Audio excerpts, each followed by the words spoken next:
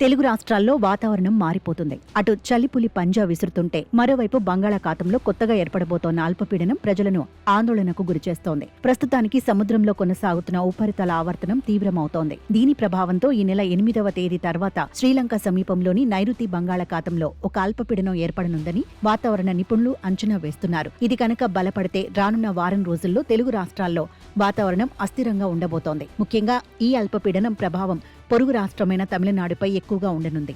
అక్కడ ఈ నెల 9వ తేదీ నుంచి భారీ వర్షాలు కురిసే అవకాశం ఉంది.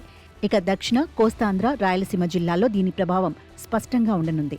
నెల్లూరు, ప్రకాశం, తిరుపతి, చిత్తూరు, కడప జిల్లాల్లో ఈ నెల 9 నుంచి మోస్తారు నుంచి భారీ వర్షాలు కురిసే అవకాశం ఉందని అధికారులు హెచ్చరిస్తున్నారు. అల్పపీడనం మరింత బలపడితే తీరం వెంబడి బలమైన గాలులు వీచే అవకాశం ఉంది. రైతులు, ముఖ్యంగా ధాన్యం కోత పనుల్లో ఉన్నవారు ఆరబోసిన పంటను జాగ్రత్తగా భద్రపరచుకోవాలని వాతావరణ శాఖ అధికారులు సూచిస్తున్నారు.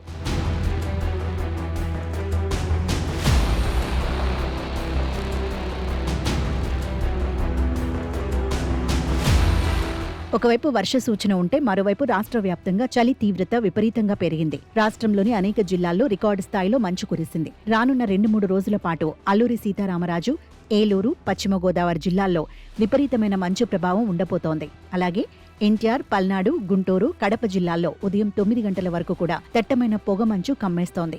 దీనివల్ల నేషనల్ హైవేలపై ప్రయాణించే వాహనదారులు తీవ్ర ఇబ్బందులు ఎదుర్కొంటున్నారు. పొగమంచు వల్ల రోడ్లు కనిపించక ప్రమాదాలు జరిగే అవకాశం ఉంది. కాబట్టి ప్రయాణికులు అత్యంత జాగ్రత్తగా ఉండాలని పోలీసులు హెచ్చరిస్తున్నారు.